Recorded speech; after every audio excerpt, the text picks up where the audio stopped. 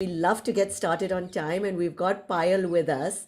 So, today we're going to be talking about self reflection, your mantra to being successful, with Payal Nanjiani, who's a world renowned leadership speaker.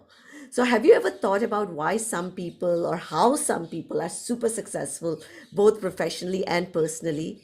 Have you wondered? I mean, at least I wonder, what makes them successful? And success is from within. And one tool that believes in, and we'll talk about this, is self reflection.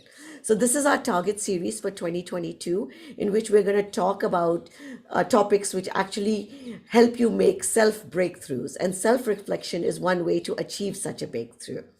Payal Nanjiani is a top leadership speaker and one of the world's renowned leadership experts who to date has helped million people, I mean, that's a huge number, and numerous organizations to succeed against all odds. She's a New York award-winning author of leadership books. She has been featured extensively for her work on leadership on America's Fox 50 news channel, Mumbai Mirror, global magazines, and multiple worldwide media. She has been honored as the only Indian American woman to be a powerful leadership speaker and author in America. So, Payal, a very, very warm welcome. We're so excited to have you here. And on a personal note, we feel that Sipping Thoughts is going global as we're getting more and more global experts on our platform. Payal, you're muted. Okay. Thank you so much, Sukriti. It's such an honor to be here and amongst these lovely audiences. You're doing a great job of bringing all the women together. And thank you for the wonderful introduction. I must say, even my mom would not introduce me so well like you've done. And I just want to tell the audience that my name is Payal and I am your friend and your mentor. And that's exactly what I would like to do today, is just to talk to you and to mentor you. So, Payal, let's talk about this topic because we had so many topics that we could choose from, but this was something you were very, very passionate about. That self-reflection is the topic that we should go with. Tell us a little bit about that. Okay, sure. Before I say something, I'm going to just piggyback on what you said about your health. So I have very, very recently recovered from the flu, the Omicron, the COVID, whatever you call it. So in case you feel my voice cracks in between or I cough, kindly excuse me for that. So going to this topic, Sukriti, like you said, why this topic? What happens is most of the people in the world, they don't realize that whatever has got us to where we are today, that's not going to be the same the way forward. And working with very high profile leaders and CEOs, I have seen that most of them are under pressure to deliver results from the day that they start their positions, and it's emotionally draining. And so that's the reason I really focus on this topic of self-reflection and how it helps you to actually, how slowing down, taking a step back is actually the mantra to move ahead in your life with speed. But that's so hard, even though everybody tells us this, but we feel that we need to run a million miles an hour. Yeah, absolutely. Because it's very counterintuitive in the business world. What we read in the business magazines, what we read on Google is often not the things that are being practiced, by successful leaders. And working closely with them, I see there is a huge difference between what we read on these platforms versus what they actually practice. Well, it's good now. We're going to get straight to that cusp of the truth. But what is the True. biggest issue? And, especially because we are a platform that focuses a lot on women. And what is one of the biggest issues that you see facing women and growth? Um, I can think on top of my mind of a couple of them, and I'll run by it quickly. Number one is stagnation. Research has shown and proven that women are more skilled at their work, they are more, whether it comes to education, credentials, skill, they have a lot of them, a lot of it in them. However, after some years, you will see that a woman's growth always stagnates, whether in business or in the corporate world.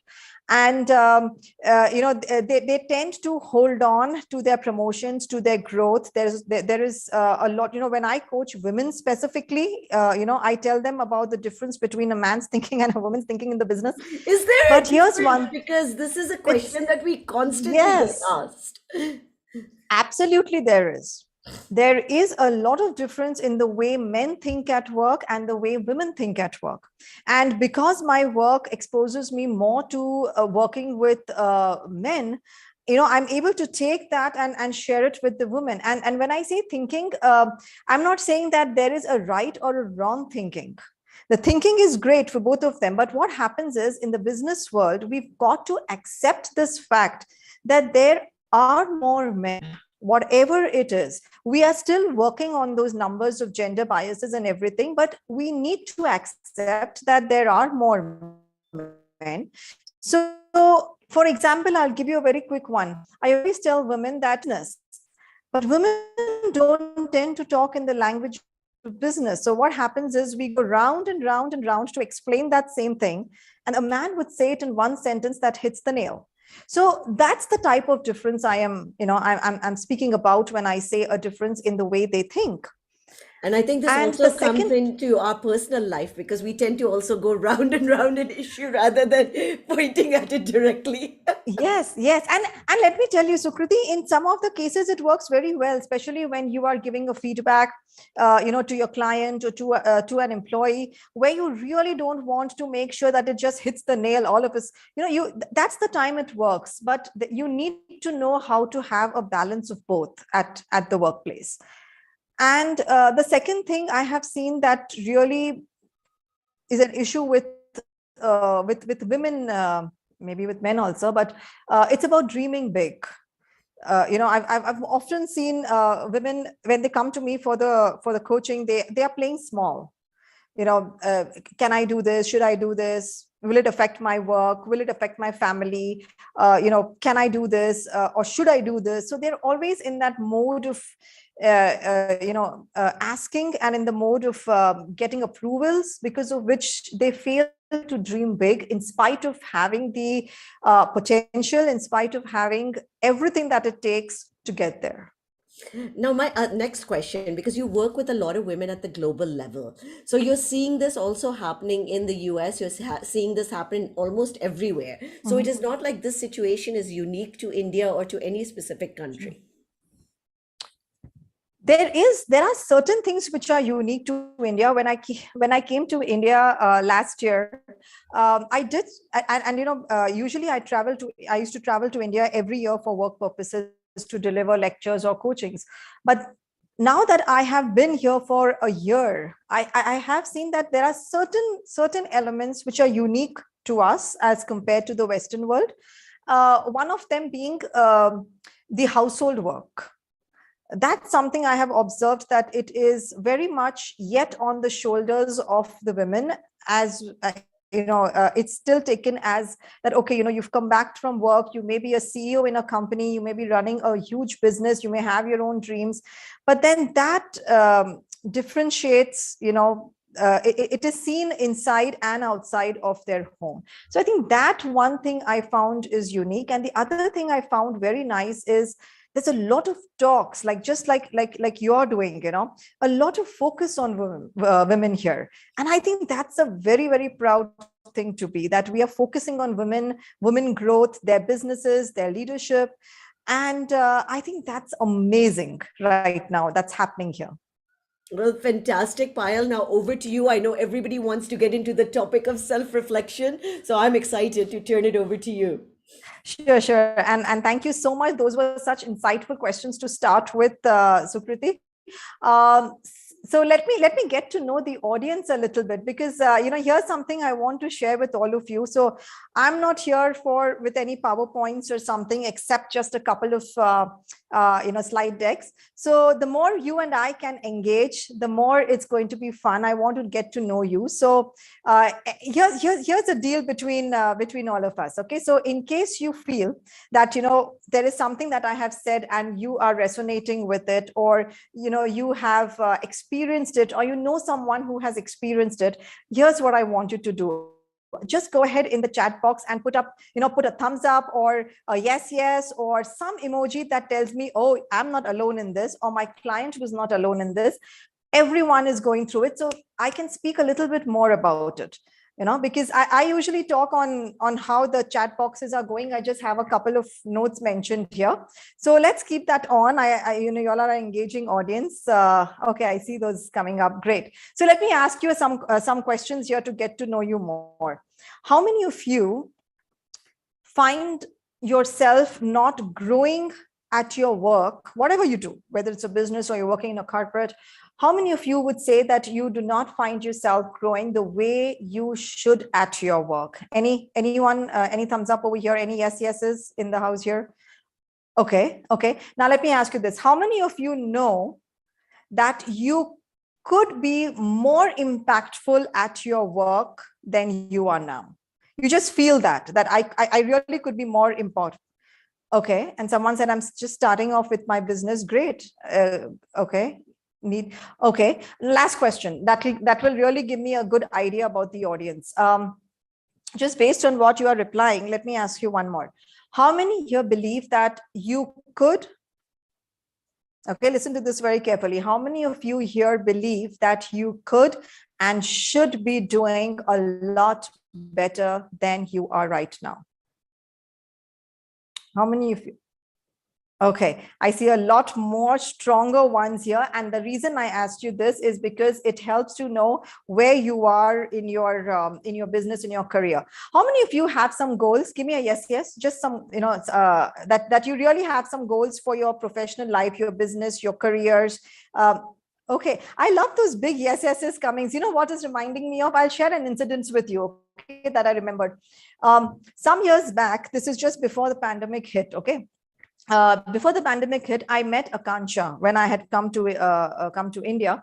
She's and this happened before the pandemic. Okay, so I met Akansha. She's an entrepreneur who supplied paper products to restaurants. So when the economy was booming, her business was doing great, and she had a few great clients to whom she would supply these paper products and like these disposables, and she would get a really great income from what I could see.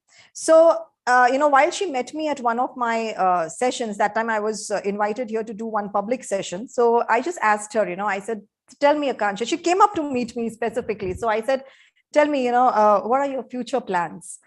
And, she really told me that vision of how she wants to take her business and really grow it in different ways. And she told me a couple of her plans, which of course I cannot share it because she's still in the business. And she said that she wants to grow her business and be known in this industry as an expert.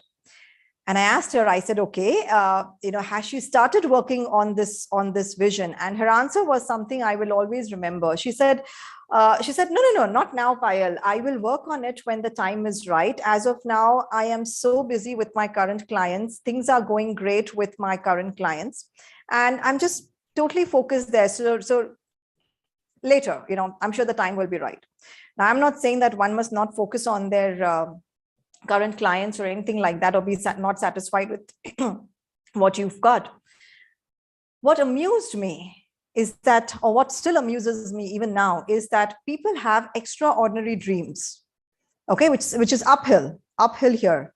And their plans and they have the plans up here. Their habits and their thinking is way down here.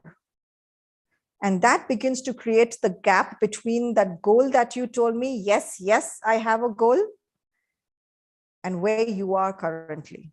And it doesn't allow them to win. So, anyways, I later on, I met Akansha again this time because, she had always kept in touch with me.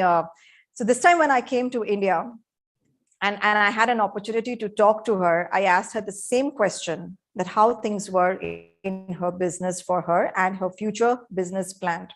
And this time around, she answered saying It's just not the right time for me, Payal. In fact, business has slowed down considerably and I am barely making a living. And her situation was truly bad.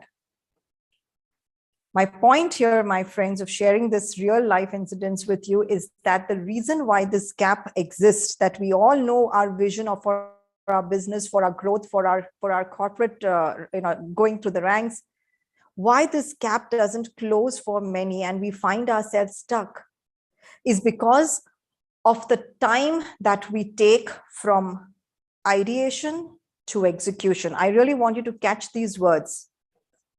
The time that we take from ideation to execution. And our ordinary habits prevent us. If at that time, the question I had asked Akansha, if at that time she would have executed her ideas parallelly during the boom period, rather than being complacent with her current clients, I can almost assure each of you in this room here, things would have been much better for her during the pandemic. I really want each of you to reflect and think about this. How many of us are like Akansha? We hit a plateau, We are so busy delivering day to day with our clients and planning and everything that we forget that there's a parallel road to open up in our careers, in our business, and everything. How many of you, because see, I've been there. I will be very transparent. I have been there. I have hit a plateau. If I had to tell you all the stories, I would be sitting here for hours.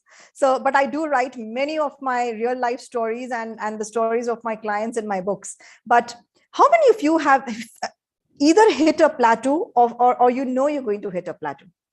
How many of you here? Any yeses? That you feel that, oh yeah, I'm doing everything, I'm doing everything. And I'm working hard. I take care of the house. I do everything, but the needle doesn't move significantly. And you know someone who is like, okay, and you look at that person and you feel, why are they not growing? I mean, come on, you could really, you could do this, you could do this. We have all those ideas for that one person, but for ourselves, okay, love those answers coming up on the chat. But I've been there quite a number of times in my career, in my business. Before I could become, known in that in this field, it was quite a lot of plateau. And plateaus are not just one time. I still hit it.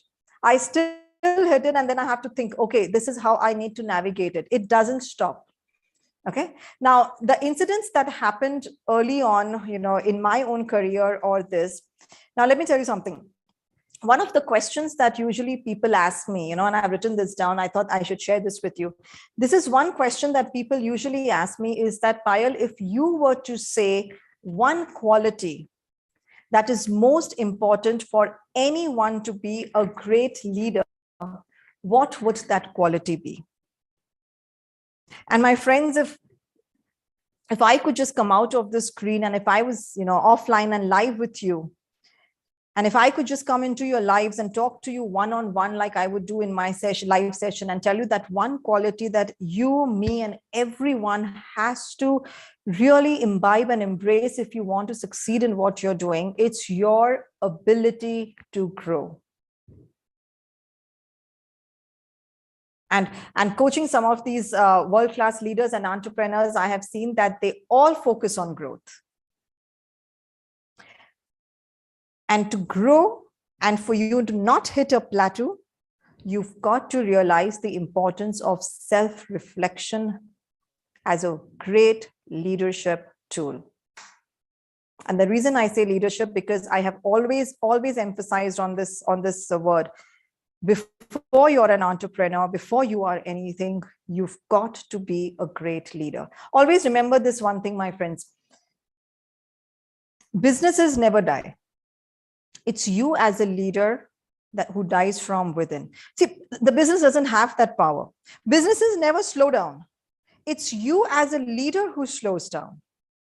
So that's something that you always want to remember, that before you are anything, you are definitely a leader.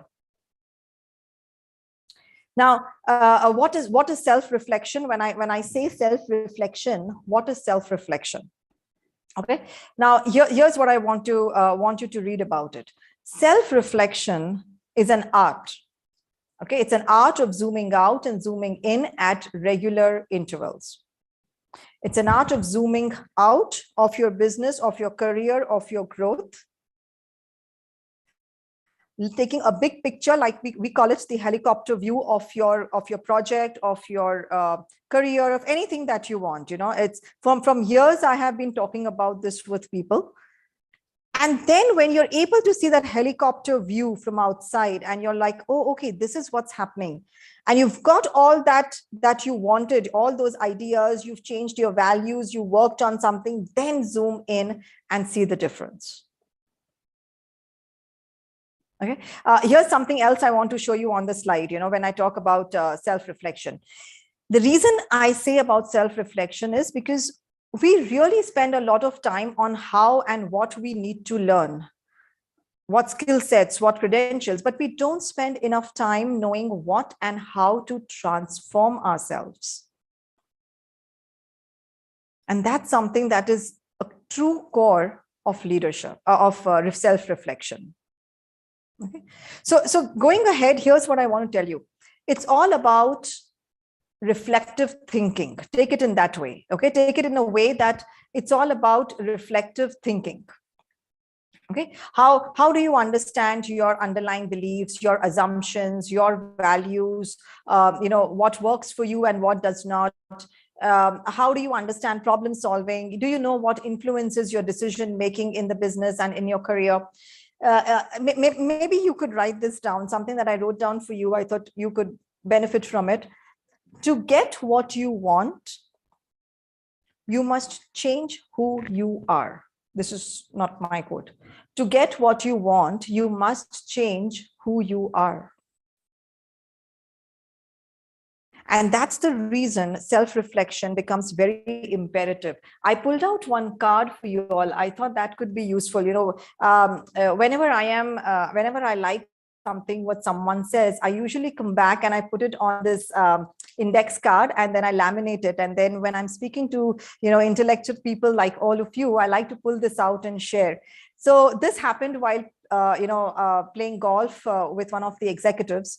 And while we were on the golf field, I generally asked him, he was at that time very young, 45-year-old, and a very successful business. So I just asked him, I said, so tell me, if I was to ask you, what is the reason that you would say for your success at this young age, what would you say? And he said this, and I liked it. He said, Payal, successful people become great leaders when they learn to shift the focus from the outside to the inside of themselves. Isn't that something to sink inside of us? Each of us needs to let this sink inside. Successful people become great leaders when they learn to shift the focus from the outside to the inside of themselves. How do you do that? I know my time with you is limited, and I definitely want to have more Q&A and discussion with you. So let me very quickly take you through one of the methods that I have. It's called priming.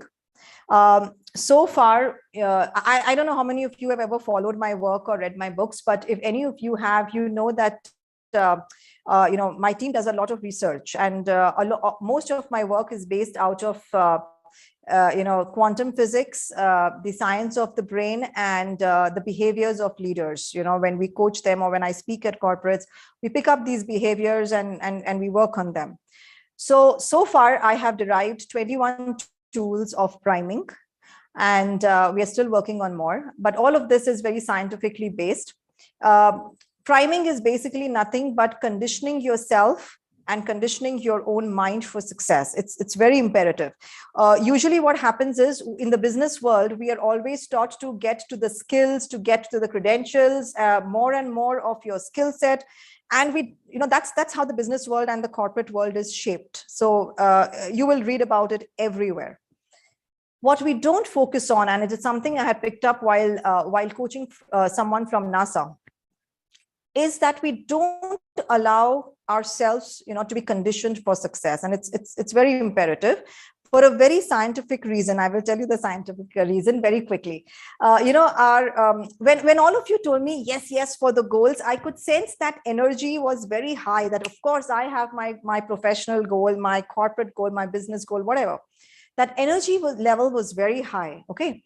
So what happens is, our prefrontal cortex, okay, the prefrontal cortex is where, when you are making the goals and everything, it really starts to stimulate it. Okay, that's where you start feeling that rush, that, oh yes, it's a new job, a new location, or a new business, or a new idea. What we tend to forget as leaders is that this is the same area of the brain where emotions are generated. Doubts, self-doubts, anxiety, fear, passion, joy, any of your emotions. Okay, that also impacts the decision making. Okay, so that also impacts the decision making, which means that's the reason why we are seeing so many people have the goals. They know exactly what they want, but they are not able to get there. This area plays a lot of havoc. Okay, and you got to know how to work on it. So here's what I want you to do. I will take you through one priming method today very quickly, with an assurance that if you work towards it, you will definitely be able to at least see the changes, immediate changes. Okay, and I'm reading some of the questions come here. I will definitely take it up on after I've explained this. So this priming is called ICL, which is internal locus of control. It's not a part of any book yet. It will be a part of the fourth book that is coming up. So when you read the fourth book, you can always say, oh my God, this is so simple. Everyone could know this because you already know it. Okay, so ILC is basically internal locus of control, where you see the big picture. Like you said, I have my goal. I usually tell people not to stick to goals. Okay, goals are very narrowed, very short. Okay, you need to figure out a vision that you have. Okay, if you want to really get to where you want, don't get into just goal setting. Get into the vision, the big picture that you want to see for your work, wherever you are, and then break it down. So that breaking down process is the goal setting, which is called chunking. Okay, I won't get too much into the technical aspects, like we do in our coaching, but here's the thing. Here's something I want you to do. If you have a paper, pen, something, just grab it, or your phone, and just write this down. I want you to actually write down your goal statement. Okay, I'm talking about goal to you because we haven't discussed about vision. So if you were to write down one goal that you aspire to achieve in your business, in your career, in a very near future, what would that goal look like? Very quickly, just write it down. And then later on, you can go and work on it and make it more appropriate. Oh, I like someone who said, I'm discussing the same vision versus goals. Yes, there is such a huge difference between them.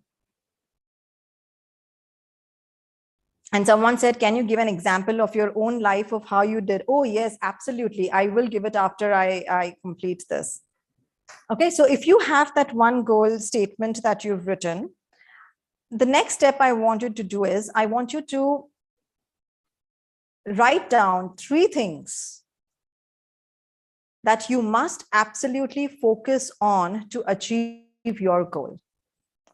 So for example, if you've written, oh, I want to be a director at this company, or I want to be a CEO at this company, or I want to get my business to the certain level. What are the 3 things you must take care of? Some people say, oh, it's the finance, some say it's the networking. What are your 3 things that you must absolutely, or you can say 3 elements, or, 3 that you must absolutely focus on? Without that, achieving your goal will be impossible. Okay. And I want you to look at that list and give me a yes in the chat box if any of you wrote your name on those 3 things that you must focus on. Anyone? Or maybe you may have not written it as number 1, but you wrote it somewhere on that list. Nice. I see some yeses coming. Okay. Anyone else who has written or not written? If you have not written, then we have not written. Okay, great. So there's a good mixture of yes and no. And the reason I asked you to do this is because you've got to focus more on the being rather than the doing. This is something I had spoken on the WRAL news channel while in the US, that we've got to focus more on the being than we are doing on the doing. So you've got to really think of 3 questions that you want to ask yourself every time. And that's something I've written down. Number 1, who am I? Okay, now, as simple as it sounds and as philosophical as this question sounds, guess what? This is the opening chapter of my second book that was out, and it became one of the major chapters to catch tractions among senior leaders. As philosophical as this question sounds, you've got to know your strengths, your qualities, your differentiators in the market. What's your vision like? Who are you? So when you ask, and this one question changes your introduction to the people. There's a process I tell when I sit in the coaching, that how are you introducing yourself? And if you're going to say, oh, you know what, I am a businesswoman, that's not who you are. This one single question that I had started the book with gained so much traction. Your strengths, your qualities, your differentiators, my friends, what is it that you are known for? And this is very imperative in your career, whether you're a business owner or whether you are working in a corporate. You don't go around saying, oh, I'm the director of this, I'm a director at Google. Who cares? So here's the second question I want you to focus on. Where am I going? Where am I headed to?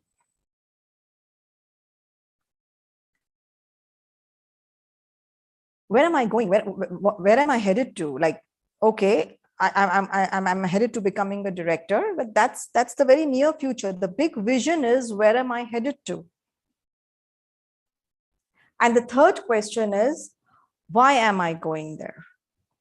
Because someone else is doing it, or because I'm bored, or because I have nothing else to do, or because I have some vision, or because there's a deep-ended purpose, because I'm working towards something, because someone told me that this is what I'm good at, or why are you going there?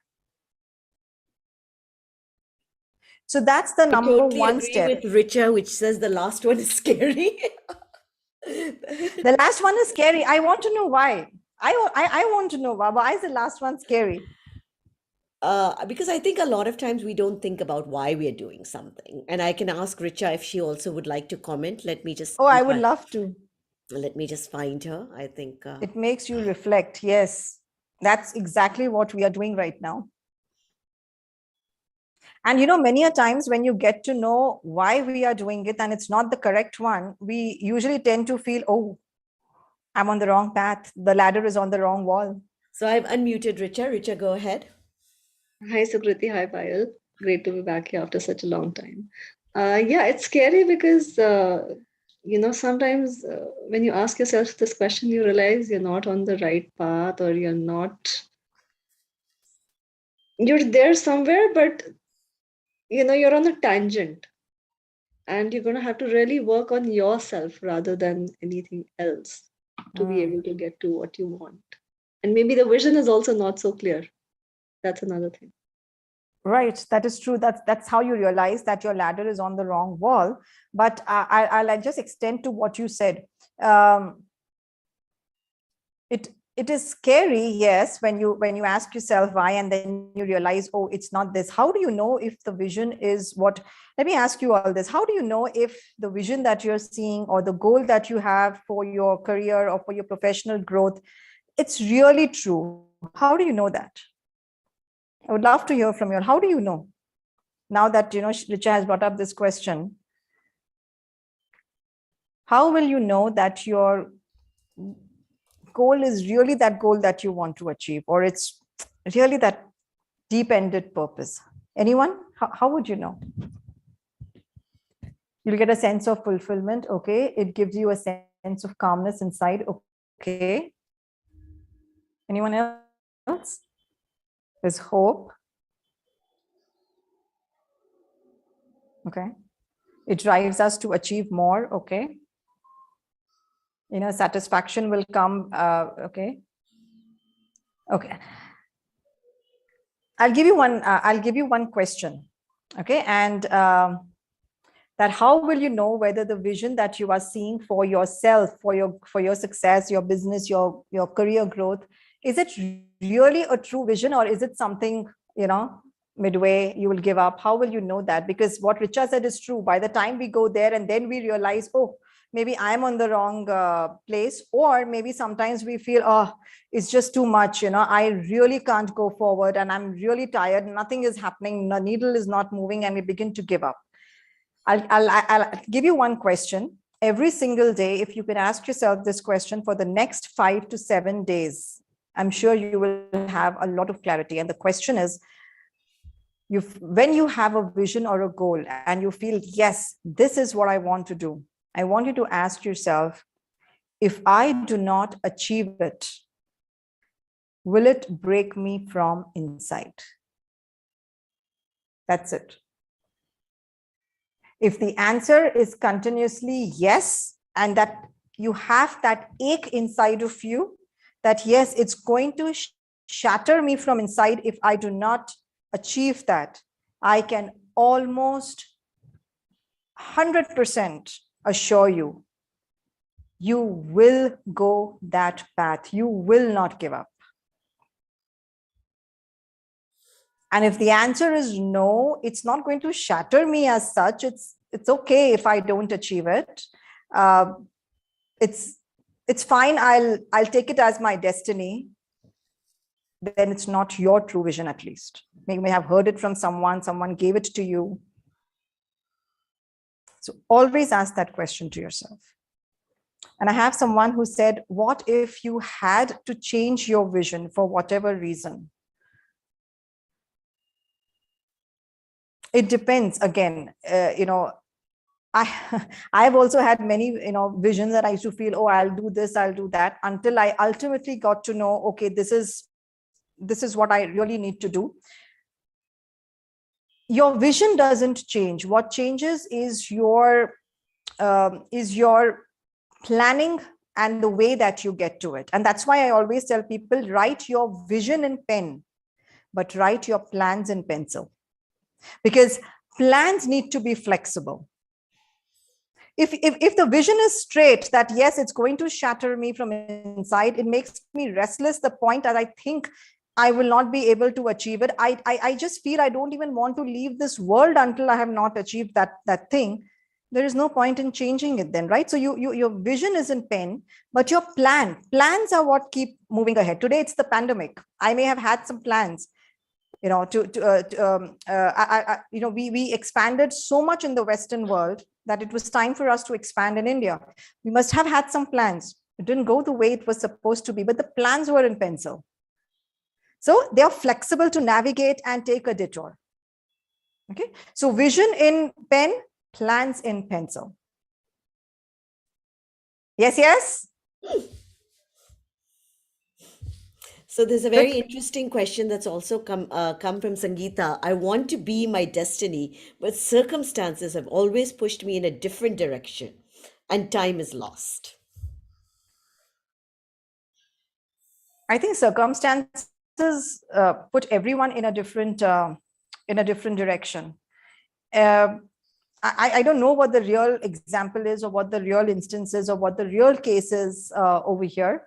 However, this is something that I have always learned from coaching some of these leaders who we read about in the news today.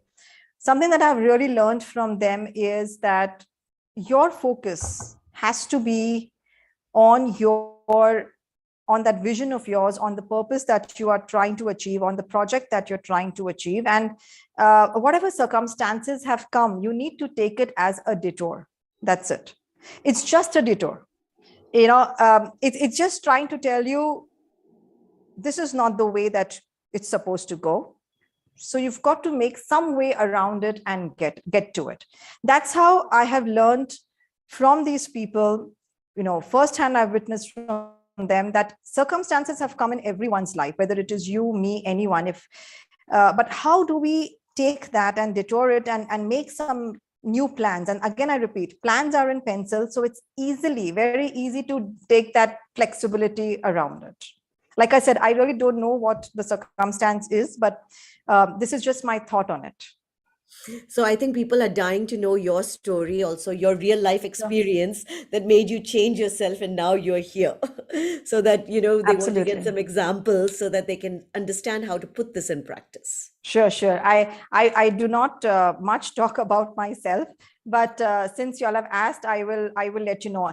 Is there any specific question that you would like to ask? So then I can give you that specific example from my own life. Please talk about yourself. How did Okay. you build your vision, Payal? That's a What's good your one. vision statement? Sure. Absolutely. My vision statement is so up on my website. It's there to develop transformed leaders, who innovate, who can influence and implement with speed and serenity, so that the country grows, the organization grow, and the people go. How did I get to my vision? So I will tell you this real life incidents again that happened. Maybe that will give an real example to each of you. So in the year I started working when I think it was in the year 2000 or something, when I entered the workforce, and I was working for corporate America. And I still remember, when I had finished my undergrad and grad from here, from India, and I was leaving for the US. Almost everyone was telling me that, hey, you're stepping into a country which is full of opportunities and full of successful people. And so when I landed there and I got my job and everything, there was a lot of uneasiness inside of me. No doubt I was living the American dream. Everything was fine, salary wise and everything. I was learning picking up everything. But there was a lot of uneasiness inside of me. And that uneasiness was for one reason. And that one question that started in the year of 2000 till date, that's the only question that keeps me up and keeps me going. And it's built to where I have built what it is today. And the question was, and is today even, why do we have so few exceptional leaders in any organization? And that question is on my website. That question is in every media interview I have given, whether it's the TV, whether it's anywhere. Why do we have such few exceptional leaders in the world? Come on, we are in a business era full of information. We are in a business era full of resources. We are much luckier than what our forefathers had in the business. Connections are easy. Everything is easy. Then why? What creates that gap? When we read in the news, oh, you know what? Only 5% of the people in the world are successful. So what are the rest 95% doing? They're all working hard. They are waking up every single day to achieve what they want to achieve. Everything is getting done. Then why is this gap? What is creating these gaps in the numbers? That question, since that time, and of course, at that point of time, I would not just jump out of corporate America and start working on my question. It was not possible. So every time that I was continuing my work, it kept on disturbing me. And every time I would look around and I would see, oh, in America, they spend billions of dollars on motivational talks, on tapes, on trainings. And the situation is the same, even in a country so developed. So what's causing it? That began my own research. I started to hold these small, in-house trainings in the company as I was working in, and I began to give these trainings it was free at that time. I was inside my company. I would do it. People would start using these tools and techniques that I would give them, and they would start implementing it and see a little bit of change and everything. They would come back to me. Part of it, universe has been very kind, that every time that I have been in the corporate world, I was always associated with the CEOs and successful people. So I started to pick up what's going on. And then that's when it struck me. What they do at that level and what we read is totally different. So, Payal, you have to tell us what is that difference, because we're all dying, and there are a couple of more questions. How long did Yeah. it first take you to get there in terms of your vision? A lot of people want to hear about how to move from idea to execution. So, I think you can also narrate that in your experience. That how did it It finally say, okay, let me move towards execution of this? so what happened is, I think I stayed in corporate America for at least from 2000 to 2007 or 2008. Okay. Now that doesn't mean that if any of you are in the corporate, you should do this something like that. But and that's the time when that uneasiness came, and I had already seen that the success of the tools and techniques that I would teach, is working. The major thing that started off was that it was totally based on what you see behind here. Success is within. I had already gauged by then that people are looking outside for the skill sets, for the credentials, and everyone is going in that one direction. Whereas the truth is that your career life, my friends, is only 25% skill set and 75% of the person behind that skill set, which is you. And that's the reason I had made you do that first part of the exercise of focusing on yourself and answering these questions. We do not do that usually. And the people up there are focusing on their behaviors. They are focusing on their habits. They are focusing on their thinking, but you've got to know how to do it. Today morning, when I was speaking at one of the conferences, they asked me this simple question. They said that, what is it that we need to change? I said, you need to change your thinking, but you've got to know how to do it. The how is the difficult part. And that's when I had decided that I will leave corporate America, step into what I am doing. It was a huge struggle. If I had to sit and talk to you about my struggle, I would have done that. I do speak a little bit about my struggle in the media interviews, but not to a whole extent. But it was a huge struggle, my friends, for a simple reason, which I share it still gives me goosebumps, is that people from India are seen heads down workers in the corporate in America, okay, which means that you have an MBA or an engineering degree under your belt. I had an MBA. So you have that under your belt, your heads down, doing your work in a huge corporate, living the American dream, fine. But for them to accept someone, and this is very openly available on the media, I've said it many times, that for anyone to accept that a woman from Indian descent, which we call a woman of color here, a woman from Indian descent could be in the field of leadership, book writing, and leadership coaching, and training and speaking. It's a big no. So that was one challenge I had to keep, overcoming. But then, to be honest, America is also a place where I saw that gender biases usually die down if your content, if your work is worth it. And that's where my focus has always been. So that's how a little bit I'm telling you about my journey of where it is like and this. Tell us, how did you do that? Oh, wow. Okay. How did I do that? I don't know. I think when I connect the dots behind, I'll give you an instance. So when I started off, I had to speak at these very, very small gatherings, at business centers or something. And you will not believe it.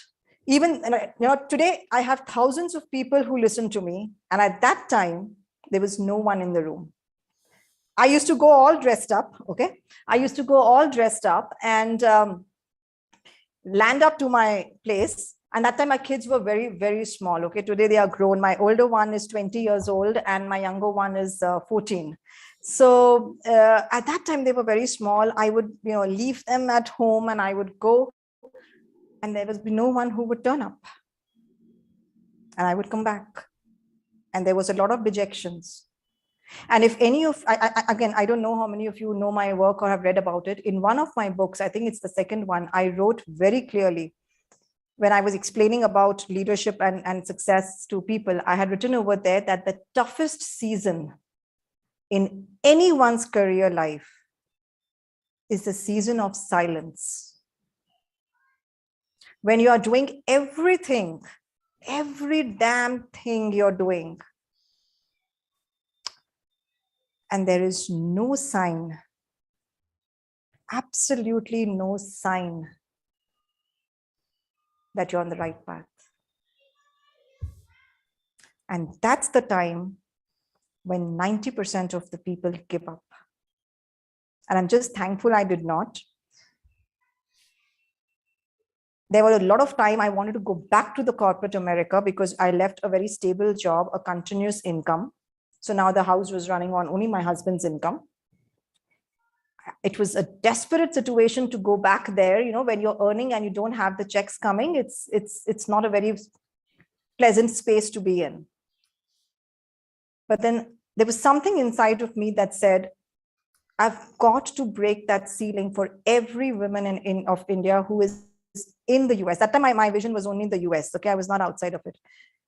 That we should not be seen heads down. We should be seen as someone who could do anything that they want. And the more people told me that, oh my God, you know, no one is going to accept you, no one is going to publish your books, the more it became stronger in me. Why not? Why not I be that first woman and open the doors for anyone? Did my books get published? Oh, they got picked up by one of the top New York publishers, Routledge publishers, who publish only for corporates and leaders.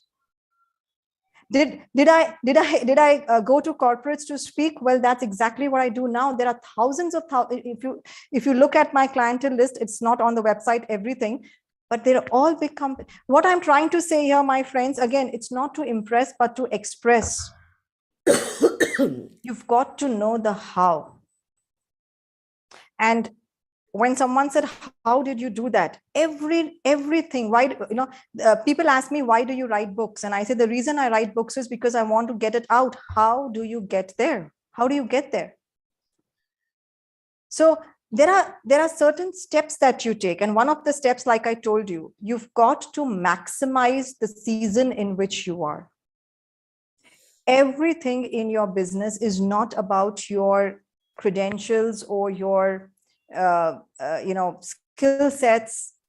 You've got to see how you can condition yourself to work, my friends. And I hope I'm being useful in sharing these incidences with all of you here.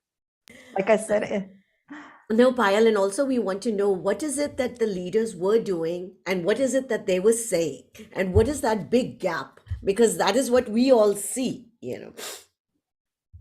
Like I said, the big gap is the thinking gap. It's the habit gap. I'll give you one example. How many of us focus on, most of us, okay, tell me if this is resonating with anyone. I always feel most of us are like Charlie Brown, you know.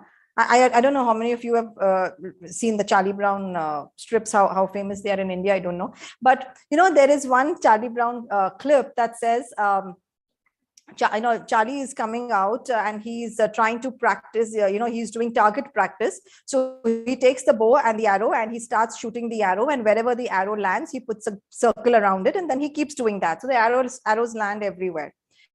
And then Lucy comes out and she says, okay, Charlie, so what are you doing? And he said, oh, I'm doing target practice.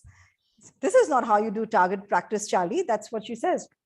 So you need to take the bow and the arrow first. You need to go and draw the target, and then you need to pull the arrow back and then put it up there. And he says, yeah, I know, but that's something it's so hard. If you do it my way, at least you will land up somewhere. And I have seen in reality, most of us is, most of us are like Charlie Brown. Okay, in reality, and this is global, I am speaking about, not about you, me. Most of us are like Charlie Brown. We feel that, okay, at least we got some business. At least I reached to the manager's level. At least as a woman, I'm allowed to work. Oh, at least my family is supporting me. Somewhere the arrow has gone and landed, and that's fine. That's my target. That is not your target. One of the things that I have seen the successful leaders do is they have a lot of clarity around their vision. They know exactly where they are going. They know exactly what they are supposed to be doing. How about you? How about me? I did not have the clarity early on. I'll be very, very honest on that. And I did not know exactly whether I am supposed to go this direction or that direction. So how do you get that clarity inside of you? How is it that you're going to work on that? So one of the things that you want to focus on is your actions. Okay, you don't want to be like Charlie Brown, that okay, I'll go online and connect and see who the people are, and then I'll keep my connections. No. And I always tell people, do not network just because you have to network. There is no point in going to networking groups or anything of that sort if you do not do it the correct way. It's not about exchanging cards or emails or getting to know each other, or just having coffee together.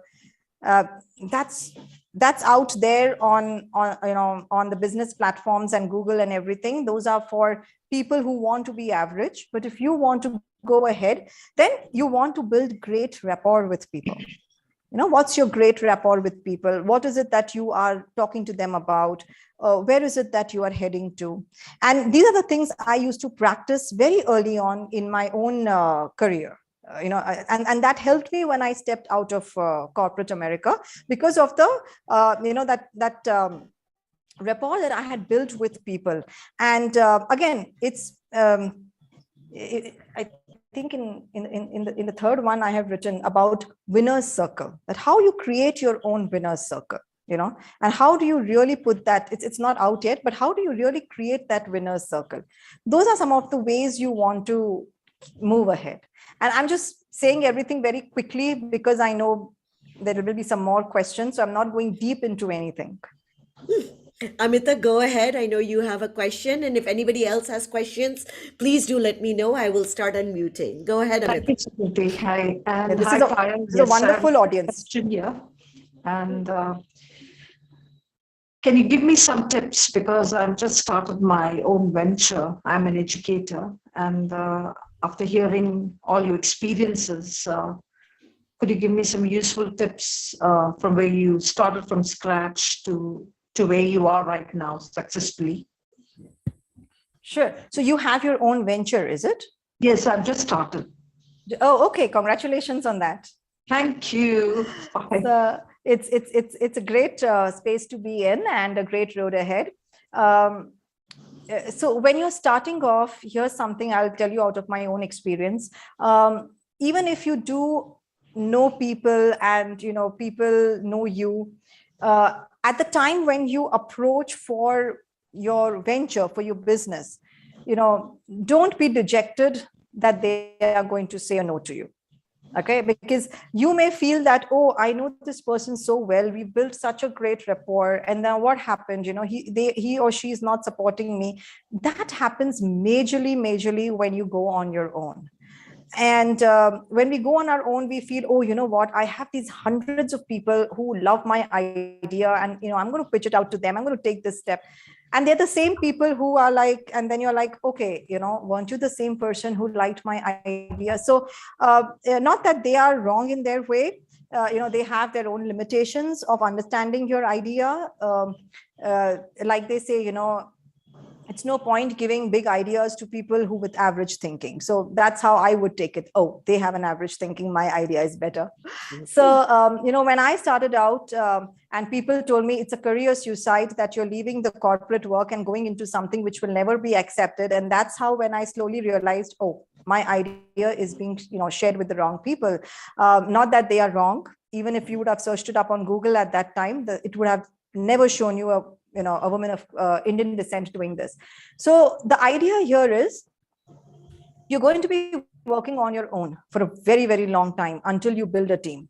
For me to build a team of 10, around 8 in US and 2 year, it did take time, to set that up and to work. So initially you're going to wear every hat that you're going to feel that pinch of entrepreneurship, because it's a very lonely journey, and so is a person who becomes a CEO. The only thing you could do is keep that vision in your mind and keep your actions ready, that this is what I'm going to do, and never ever, and this is for everyone, never ever think of the how. I can almost guarantee you, you will never get the answer. If you see that big vision that, oh, this is what I want to do, and then you look at your reality and you say, oh, how am I going to reach that? My reality is something else. I can tell you, you will not even take the first step. So never think of the how. The how is not your business. That's the business of the universe, the higher power, or anyone that you name up there. That's their business to get you to your vision. Your duty is to stick like super glue to your vision, to your passion, to your purpose. That's your duty. How much you can stick to it? What's the next best step I can take from this space? I have started my venture. What's just the next best step? Not 2 steps ahead or 10 steps ahead, just the next best step. And then from that space, what's now the next best step? You will find life easy and calm, and you'll be able to do it. And you should also be financially strong. And I say this to all women, because women usually come back to me and say, oh, when it comes to finance, my husband is hiring, or someone is hiring, or I don't know this. No. You've got to take care of the finance, period. So that's a little bit of the starting that I can tell you, dear. So Kajal also had a question. Ma'am, what makes you this much stronger and confident in life that whatever comes in your life, you never give up? No, it's not that I don't give up. I have given up many times in my life. Very openly, I've written it in the books also. There is no way, there is no person who will not give up in their life. If someone comes and tells me that, I would never even buy into it. For a simple reason, we are all human beings. We are made up of emotions. Fear is one of the biggest emotions, and so is anxiety. And giving up is a human trait that happens. So I think for me, it was the fear of failure. It's very strange. My third book is named on winning, and where I've written that it's the fear of failure that puts a lot of people into that space of not wanting to give up. That's number one. And I think that deep-ended purpose at that point of time in my life was that I want to break this thing that women of Indian descent cannot be in this field. So I think somewhere that became so strong, it became like a, I don't know what's the right word for it, but it became like my, like a calling? No, not like a calling also. I don't know what's the right word I could use for it, but it became more like a thing that, no, I've got to get this done. That's it. I just didn't see anything beyond that. It was not the people. It was not getting people become successful at that time. Nothing. Obsession. Okay, I'll take that. But, you want to make sure that, no, I really want to break that ceiling. I want to see for myself. See, one thing is very clear in your life, and my life, and in your life, is that you first have to live for yourself. You've got to fill your cup first. I cannot expect to make people successful if I am not. I cannot tell people the path and tell them this is how you do it if I am not able to do it for myself first. So I think that became that major thing. And after that was achieved, after that, it was always a very, very, very deep-ended purpose of making a difference in the lives of people, that everyone can do it, and this is how you do it. And in 2019, I started off with with my podcast, and today we have some of the world's top executives from India, from US, from Canada, from everywhere coming onto that podcast, and they share their journeys of how they reached the CEO position. How did they really grow into what they are doing? So because now that thing has changed. Now it's all about giving, about really working with companies and making sure that they succeed, the people succeed in their lives. And I really, now it's all today when I am here, even after doing this for so many years, over more than 15 years now, one thing that I had in mind is, how will I make a difference in the lives of people who are here today to listen to me? And it is my sincere apologies that I could not be there earlier. We had to reschedule that session. Sukriti was very kind enough to do it because of the COVID situation that I was in. But it's all just one thing. How will I make a difference in the lives of these people who are here? So your things will keep changing. Your purpose will keep evolving with time. Sunita had a question. Sunita, go ahead. Thank you, Sukriti. Payal, you are leading a great journey, not only for yourself, but for so many other people in this world. And I congratulate you for that, for universe having chosen you to do that. But I would like to know if you have made a difference in any leader who has become from ordinary to exceptional with your coaching and help. It would be a great, experience coming from you. Absolutely. And I think that's a great question to ask. And are these the real people? Yes, they're all on my website who have written about, what worked and how they hesitated first to even go on that path of taking that coaching and seeing what it is. And when they completed it, what was the difference in them?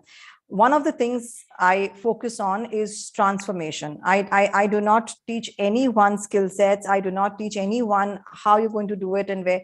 My major aim is to help you transform your actions by telling you how to get there, and second, by transforming your thinking.